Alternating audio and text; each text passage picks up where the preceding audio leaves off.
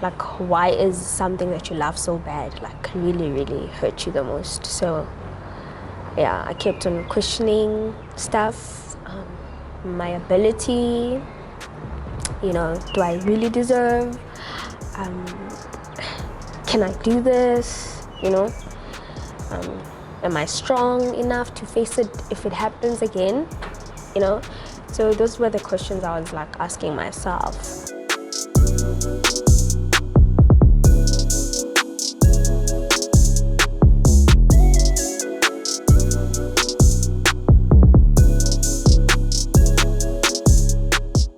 Hello and welcome to the Pitch Side Podcast, the home of authentic cricket conversations. We really get into the heart of every participant that joins us on this platform, and I'm looking forward to really chatting about this next player's conversation. Hey, what am I saying?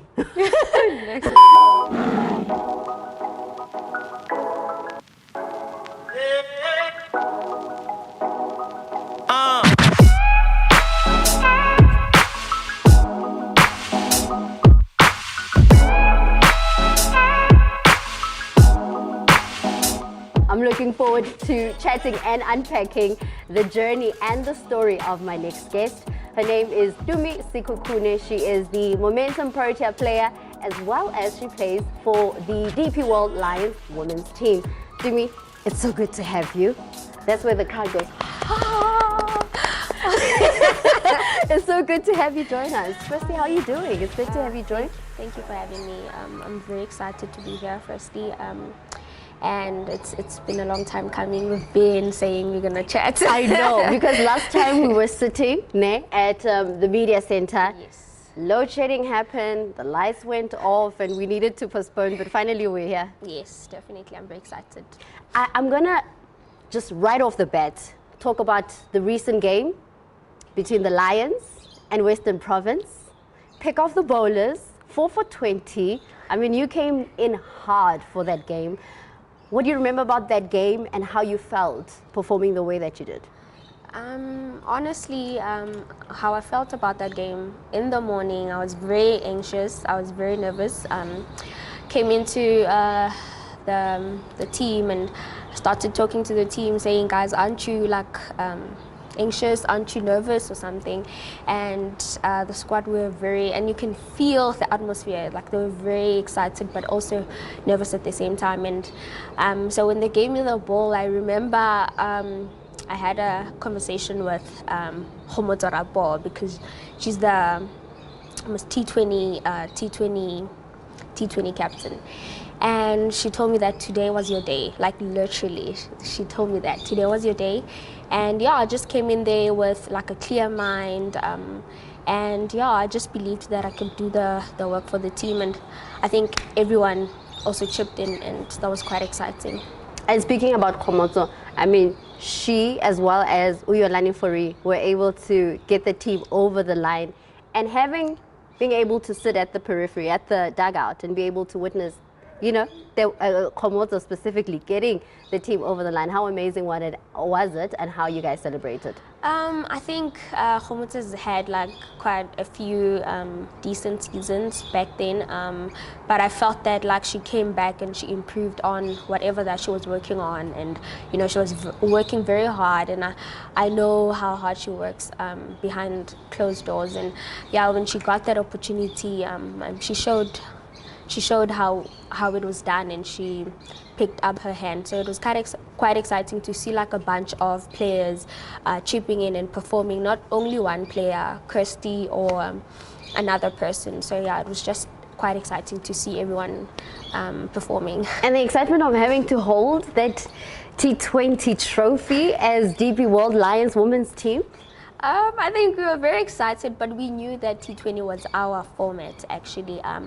We spoke about it even before the season started, and although the ODIs were very important, we just couldn't get through the line in most games, and it was quite very like exciting to see that at least we can do something in the T20s, and also I know that we play a fearless game, and you can see that in the ODIs. Even if we score a 160 all out, but we scored that in like 25 overs. So yeah, it was very exciting, and I think the coach was very proud to to get that trophy. And talking about Coach Sean, how is it like to just having a coach like him? It's very nice. Honestly, it's very nice. He communicates very well with the players. He goes all out with the players, and I remember him saying he can do anything that we want in terms of cricket-wise, and it was quite exciting to see how he reacted when we lifted the trophy. And yeah, it's very nice to have him as a coach.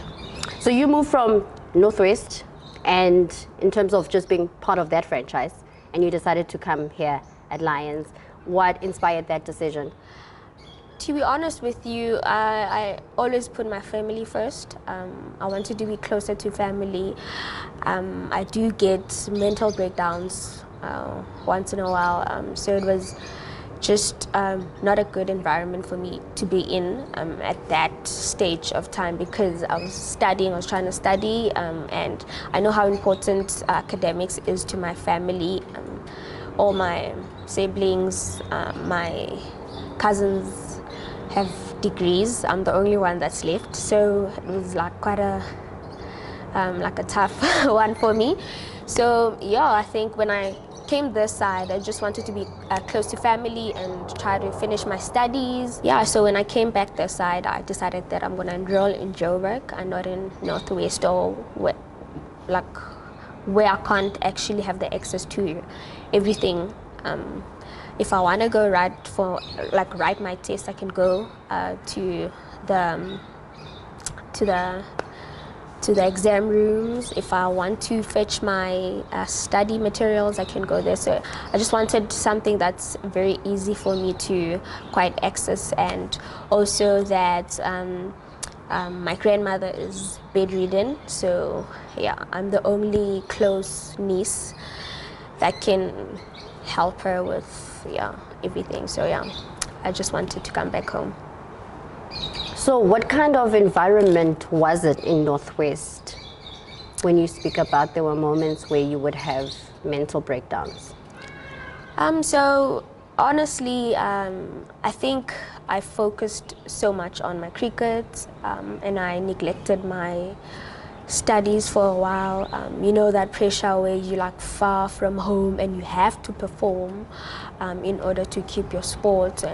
But at that time we had our coach Francois, which was very supportive, and so yeah, I think when he left as well, I think I felt that I didn't have enough support from the coaches, because when Francois was still there, I think he gave me all his supports and he motivated me. I think he also has an input in who I am today. So yeah, I just said no, I need to come back home. And for those that are curious to find out about what it is that you're studying and what the goal is as soon as you're done qualifying. I honestly am into logistics, supply chain and logistics. I really want to have my own company. I don't want to work under anybody. And yeah, that's my goal, to own trucks and vans. And yeah, so I hope that I achieve that goal. Yeah, but way after your cricket journey, I need to. Yes. Not anytime soon. Yes, definitely after my cricket journey. I think I still have a few years left in me, so yeah. Few years? To me, you're 24 years old. Oh, I want to go make some babies. Okay. Well, okay, we'll talk about family making babies. But now, let's talk about, you spoke about Northwest, but also just let's backtrack a bit to the time in which you were in Easterns. You were there about for 6 years or so. Talk us through what that space cultivated in you as a cricketer.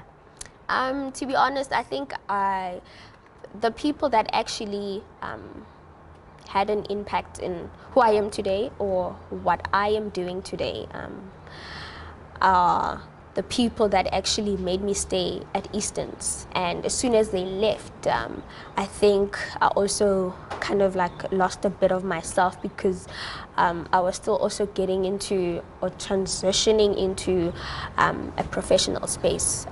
Remember at Eastons, you don't hear a lot of people coming from Eastons who have made it, or rather that play for like professional teams. So for me, it was that thing that that one person was giving me that push. That one person was supporting me in terms of facilities. We know how expensive cricket equipment is, and yeah, I think Coach Gift left Eastons, and yeah, I didn't know who I was at that time, because I was still learning a lot about myself, a lot about what I want to do in the space of cricket, because when I started at Eastons, I was an all-rounder. I have a few 50s at Eastons. Nice. Yes, opening the batting, and yeah, so I think as soon as Coach Gift left, I didn't know like where I belong, and hence Francois approached me and said, look, this is what we can offer you, this is what we can do for you, please come to Northwest. But yeah, I think my love for cricket started at Eastons, obviously because I've never played for any club. So they just called me to play for Eastons as a bowler. And yeah, it was quite exciting for me at that age, that I started playing with older people, under 19s, while I was like 15, you know. So yeah, my love for cricket started there, and yeah, here I am today. Yeah, and how did that opportunity of you being called for the national side, because as we remember, you had your debut in 2018 at the tender age of 20. This was like 4 years ago. 19. 19 even. Yes. You remember the call? You remember where you were? Were you expecting such great news? To be honest, no, I wasn't expecting such great news. I was giving myself, at that age, I gave myself like 2 years, you know. I'm looking at Shibnam, Ayabonga. I was looking at people that were my role models, still are, and you know, I just gave myself just 2 years to become what I wanted to become, and also to be where they are today, you know.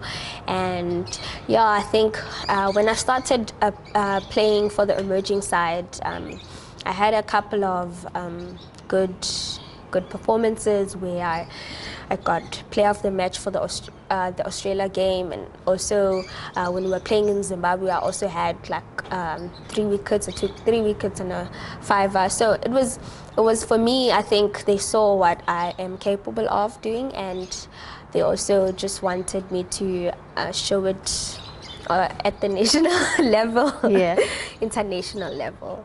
So yeah, I wasn't expecting it, but it was overwhelming, and yeah, I was nervous. and you go to West Indies, right? And you have your debut in September, the ODI. And you got 2 wickets, one of them being of Stefanie Taylor. Do you remember how you celebrated that moment of your first official wicket on the international stage? I think I was very nervous. You know, I think Dane celebrated on my behalf. How did she celebrate? She was busy hugging me, picking me up, you know. She was celebrating on my behalf. And then when I took the 2nd wickets, that's when I actually celebrated, yeah. Because I was still taking those nerves out of me. So yeah, it was very special for me. I think at that age, you know, it was a long time coming for a black person to perform at a global stage. So yeah, it was exciting. And having to play alongside Dane, Marizan Cup, and Raisibe and Tozak, who was also part of that team. Yes. How did they welcome you? How was it like? Did you feel like you were officially on that international level as a cricketer? No, to be honest, I felt like I was home because I remember when I first got into the team. I think Danae called me and we had a conversation with Danae, and she kept on asking me about stuff that I actually never thought she'd ask me. You know, my family, what I love, and stuff like that. And as soon as that happened, I felt at home. I felt that I belong, you know. And then you have people like Chloe who are very welcoming as well. So I didn't feel as if I was left out on anything. If they needed any advice, they would also ask me for advice, which was quite nice. And yeah, it was nice. It was beautiful. And then we saw the team, well, let me speak on you. Then India happened. But in 2019, first time in India, and we know how cricket crazy India is, and having to play in a packed stadium. What was it like for you? And especially because the team didn't do too well in that series against India. It was a tough one. Definitely. The tour to India was tough. It was tough on everyone. You know, it was my second, I think it was my second tour, just after the West Indies and the World Cup at West Indies. It was my second tour. And I remember playing there. I think it was very overwhelming. The stadium was packed. The Indians were roasting us, you know. You would make a mistake and they would go boo the whole stadium, you know, and we couldn't even hear each other on the field as well. So it was quite overwhelming, but I think it was a lesson learned, because the next tour went well for us. So yeah, we just took out some areas that we actually didn't do right at India, and we focused on getting them right. And yeah, And that was in 2021 in Lucknow. yes. Your performance was even better. What are some of the things that you personally worked on, knowing that you're going to be going back to India in those same conditions? I think mostly playing spin, playing against spin. We know that here we don't really have a lot of surfaces that actually turn, or rather surfaces that actually give us a slower pitch, and we started going to the coast, where there's a bit of moisture, you know. Went to Durban, went to Pietermaritzburg for a camp, and we worked on the things that we actually wanted to get right the next tour, and which was quite nice. And also they brought a lot of people to teach us to play against spin. I remember there was a spin consultant that came through. So yeah, it was that was the things that we actually worked on. But most, I think it was just spin. We just got the things right, but just rotating against spin and getting boundaries against spin was our weakness. And so you felt confident going into that series against India in India? Yes, we felt confident, and I remember that the girls said that we had nothing to lose. You know, we've came so far to just let them roll over us, and also to give us a leash. So that's what we didn't want. So yeah, I think we felt confident, and we also wanted to play like free, and you know, to play whatever game that we want to play for ourselves. So yeah. A series where you played freely is a series against Ireland in Dublin. I mean, when you look back at that performance, what was your mindset going into that particular series? To be honest with you, I think I've had like a lot of stops and goes, you know, with getting opportunities to play. I went into that series, I knew that I didn't have any momentum. I didn't have any confidence, you know. And my mind was clear, though. I just said I don't have anything to lose. And also, if I do get the opportunity, because it was my first time playing against Ireland, and I just told myself that if I get it wrong, I get it wrong. If I get it right, I get it right. But I'm gonna still try again, you know. And I remember I got a few games there, and the second one, that's when I took my 3 wickets, my best figures, and and then again I took my best figures again. So it was just a roller coaster, but it was quite exciting to, you know, get some game time and to perform the way I actually want to perform, and to know that I can still do it, you know. Someone dubbed you as a rising star in 2018, and you speak about your journey being a stop and start journey. Did you anticipate that your journey with cricket would be a hard one? To be honest with you, I've never thought it would be a hard one.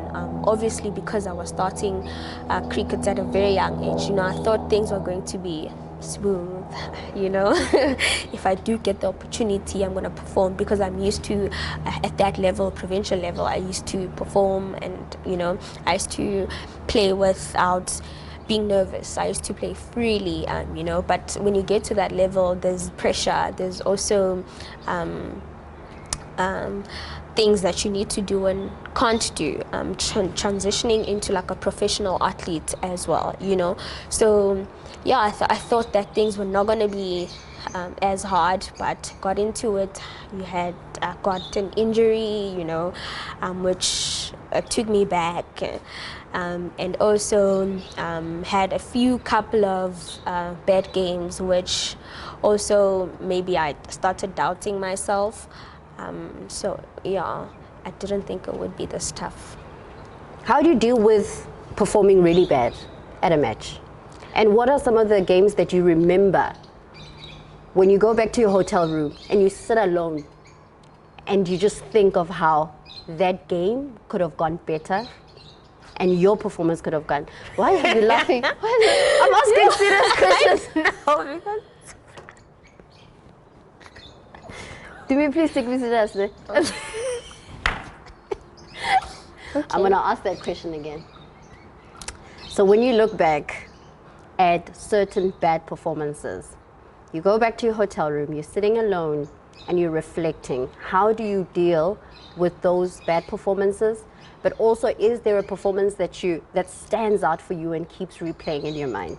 It's really funny, because I really don't think about my bad performances a lot. I think about the good ones, but the one that stood out, that stands out for me, is the one in the World Cup last year against Australia. I remember I went in there and I had a chat with Kapi, and she told me that that we're going to be obviously playing against the strongest opponents, but I don't have to fear anything, you know. I just need to spread my wings and do what I know best and do what I do best. And I think after that game, and she also came to me, she was like, you know, it happens.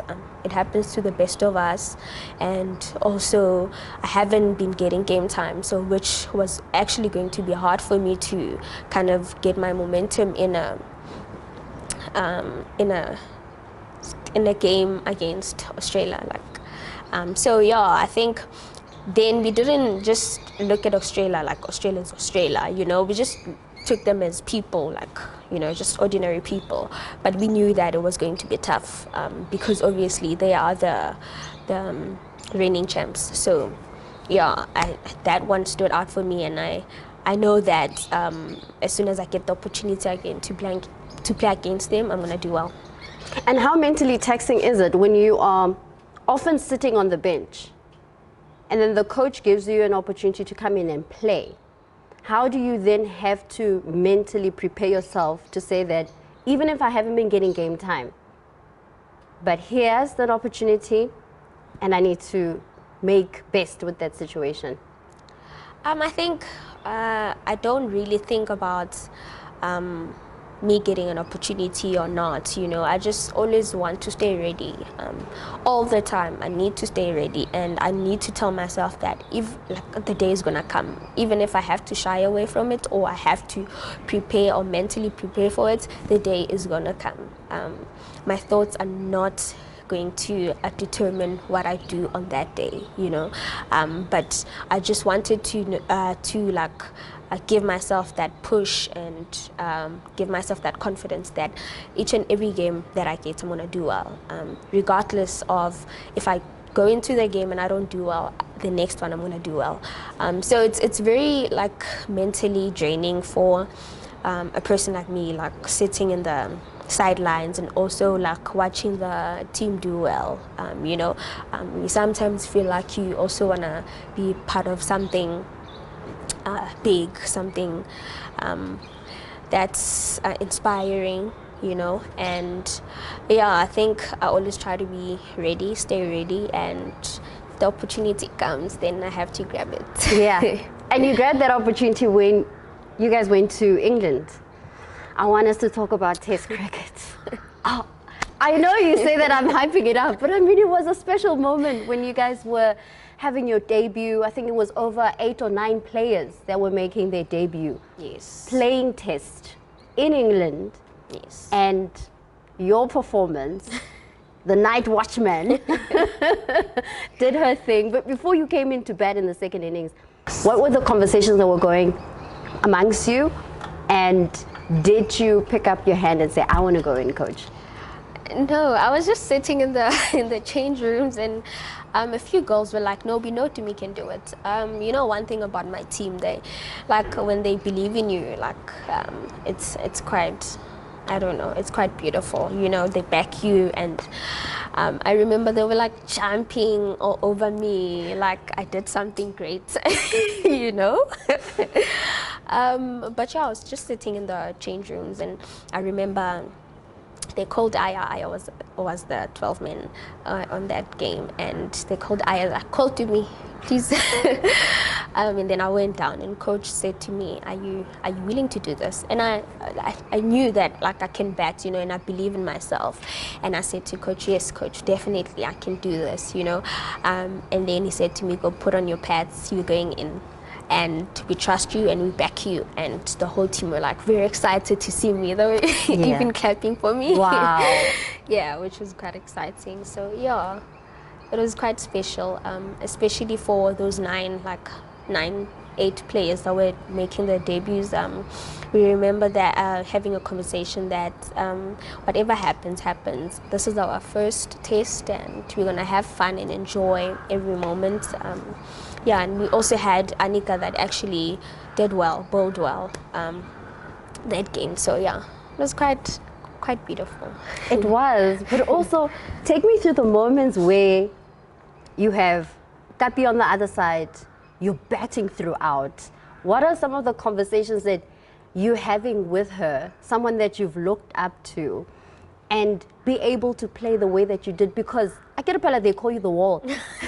Nothing gets past you. So when I went in, I was quite excited for the opportunity, obviously. I wanted to grab it with both hands. And, you know, the next day, I was going in there with Kapi, with Marizan. And I remember Marizan, she likes to hype me up too much, that one. She likes to hype me up. And, she was patting my head. It was like, you've got this, yeah. I saw. You've got this. Yeah, but when I went in there, I was very exhausted, to be quite honest with you. And test is very draining on the legs, body, mind, you know. I was quite tired, but I remember Kapi saying, stay with me, yeah, teams, stay with me. And yeah, we ended up staying in there, and yeah, we got a draw.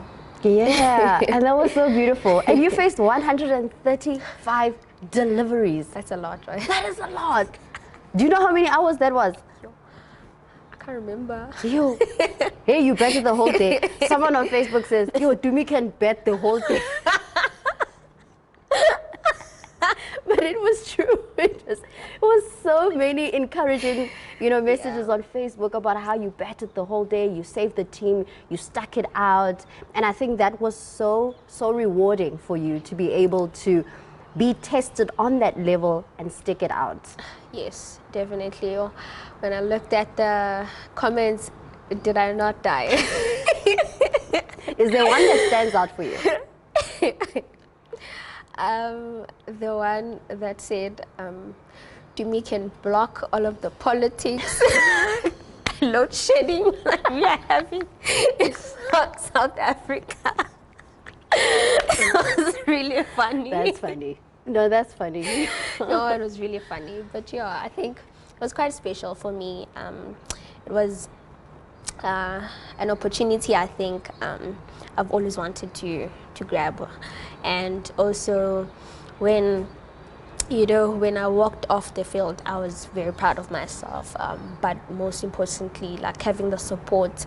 I remember each and every tea break, like Wolfie and other girls would come to me, they get me warm because it was very cold in England. Get me warm, give me coffee, They would hide me, stay in their teams. So yeah, it was quite funny, but it was very nice. Yeah. And then you experienced the injury. So how was that process for you, just being injured, and how did that injury come about? I think, you can touch on that. Okay. I had my low points, after the test against England, and I got an injury.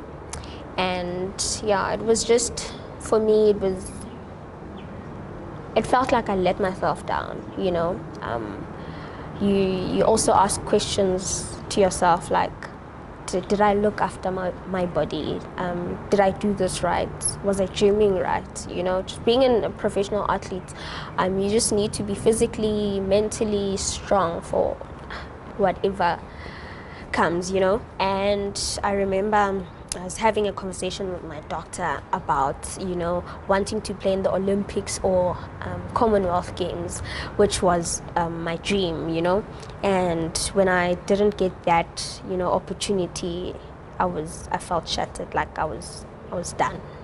I was done, And it also makes me emotional because it took very long to kind of get back into cricket, just being able to pick up weights and lose it again, and after your injury, that's when you actually start the process of getting into running, and it was tough. I felt tired every day, I had to eat right, because when I got the injury, I was not eating right at all because I felt depressed, literally more like every day, And I think I really, really don't want to look back at that moment because it's not my best of times.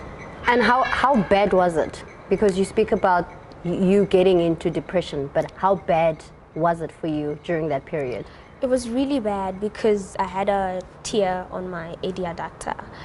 I really felt that I let myself down, but I really don't want to talk about that moment because it wasn't good. It wasn't great. It was really tough. It was bad. Was it bad to a point where you wanted to give it up? Yes. Like sometimes I would actually think of giving up, I'm also in a process of finishing my studies, and I was like, why is something that you love so bad, like really, really hurt you the most? So I kept on questioning stuff, my ability, do I really deserve, can I do this, am I strong enough to face it if it happens again, So those were the questions I was like asking myself. But hey, here I am today. But you went through another heartbreak with the omission of the World Cup that was happening here at home. I know that was a tough one for you. Yeah. How did you get through it? And tell me about the moment where the coach and management sit you down and they share the news of the fact that, Tumi, you're not part of the team. I think it was really tough to kind of hear the news. I remember I still like play this in my mind like once in a while. I got a message from the selectors, a night before, and they said they wanted to talk to me. I didn't know what it was about, but I went to bed like I think I didn't sleep that night because I don't know. I felt like something was wrong. I really felt like something was wrong. I didn't know what it was, and I didn't also want to hear the news that I'm not part of the World Cup. So I was, I felt sad, and when I woke up and they told me about the news, it was really tough. I didn't cry at that moment because it felt like a dream. Like, okay, it's like, are they being serious? Are they gonna tell me it was a joke or something? Because obviously, like, we were all looking forward to the World Cup, being at home soil, and being a history in South Africa, and obviously wanted to play in front of your family and friends, your loved ones, I think I was really shattered. I didn't know if I was going to come back from that, but I knew, like, I'm a strong person. I've faced a lot of things before, but that was my low. And you say you didn't cry in that moment in time when they shared the bad news with you. When was that moment where you felt this is a safe space to just allow my emotions to be? I went back into my room and I sat for a while, and I didn't know who to tell. I didn't know who to talk to because obviously you cannot share the news with like other players. But they knew that something was wrong, And I think I had a conversation with my doctor and I burst into tears. Like, it was not nice. Especially being it like the first time not being part of the squad, although I was the non-traveling reserve, but I really felt like I was not part of the squad. And when I went back home, I had to do things on my own, so it wasn't nice, but I was really excited for the team, and I was watching them every day, rooting for them, and Are you better now? Yes, I'm so much better. I'm so much better. I know I'm a strong person. I am working towards the things that I want to achieve for myself in the cricket space, and I'm just working hard to get back into it and get my momentum. Get your momentum. Yes. And I think obviously it's heartbreaking to have to hear your story. And I think the positive about this is that you had the strength to even be supporting the team, even in the midst of the pain that you felt from being excluded. But you were at home, you were celebrating with them. And what was it like just having to witness the team get over the semi-final mark and play against Australia in the finals? I think I was excited more than them, to be honest. We had a conference call, a video call with some of my friends, my teammates from different provinces, Nondu and other girls, we were screaming like it was us that were playing on that day. We were screaming, shouting, we were very excited for the team. I think it has been like a long time coming, always getting to the semi-finals and not getting over the line, and when as soon as we heard that we obviously going to play against England, I also told myself that this is actually the day. I think I think it started when we lost against Sri Lanka, you know, and I was like, something big is coming. Yeah. Something big is definitely coming, and it's going to shock most of us, you know. But yeah, I think the team weren't surprised that they got over the line because we've played England like I think almost every semi-final, Yes. you know. Yeah, but we were very excited. I was very excited for the team. And yeah, I think we made a lot of history, you know, one for the books, tick. So Yeah. yes. And we recently heard of Shabnim Ismail retiring. I mean, she's someone that you have looked up to. And now that she is retired, do you feel as if it's going to be an opening for you to get more game time? And also, what has it meant for you to play alongside someone who's as legendary as Shibi? I think I really am going to miss Shabnim. I really am going to miss her because, you know, she was also one of my biggest supporters, you know. She would, when we were playing together, when I was probably bowling or doing something, she would motivate me. She would tell me how great I am. I just need to believe. I just need to believe in that. You know, even when I'm not doing anything, you know, we would have conversations about cricket, you know, about how to, you know, have better performances, you know, after having bad ones. So yeah, I don't think I'll ever think about getting that opportunity because I think she was also part of the people that I actually learned from. You know, I think she left a big space in my heart when I heard the news, you know, and yeah, I honestly, I don't know. I really don't know. And what are you personally hoping for yourself for these next coming years?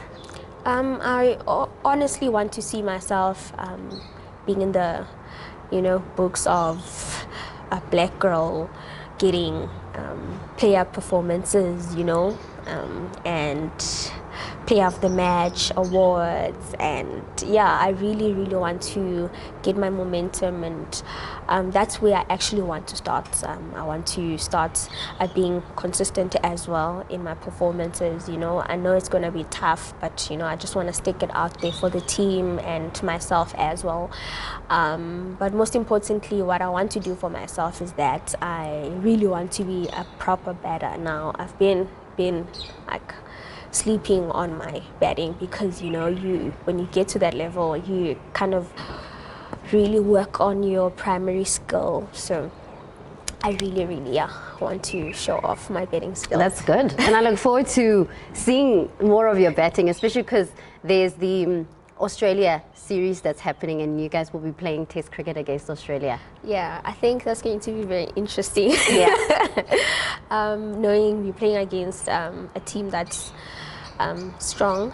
So yeah, I think I would love to get that opportunity to pick up my hand again, you know, and yeah, I can't wait for that.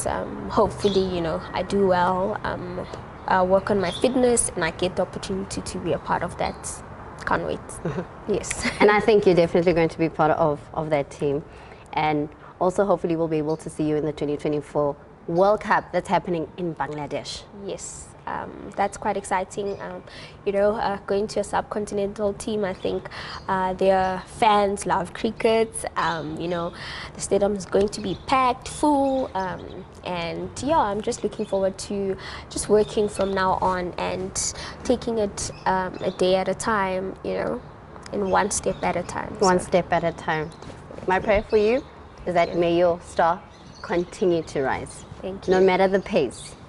But let's see you up there with the stars in the sky. I don't want to wrap up yet because, you know, there's always a question that comes from the floor. So let me open it up. Anybody? Questions? Yes, sir. What do you think it'll take for the women's side to win the World Cup? I think we've showed it now in the previous World Cup that we are capable of performing in global stages. I think we just need to have a strong mindset going into each and every game and trust that our preparations are what brought us to where we are right now, being number 2 in the ODIs, So yeah, we're just looking forward to that, and also we know that our breakthrough is gonna come and win that trophy. Yeah. Did you hear that?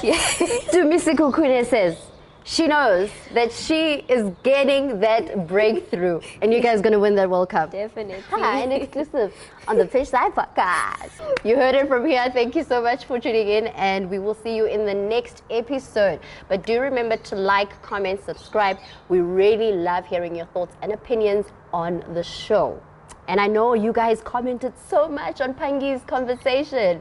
And so keep those comments coming, and we'll see you in the next episode. From me, Lesego, and this incredible human being that's sitting right next to me, a shooting star, Tumi Sekhukhune. Say bye-bye to everybody. Bye. Bye. Thank you, Lesego, for having me. Oh, babe, you want to give me a hug? Yes. That was so good. You shed a tear even. Oh. Look what this is.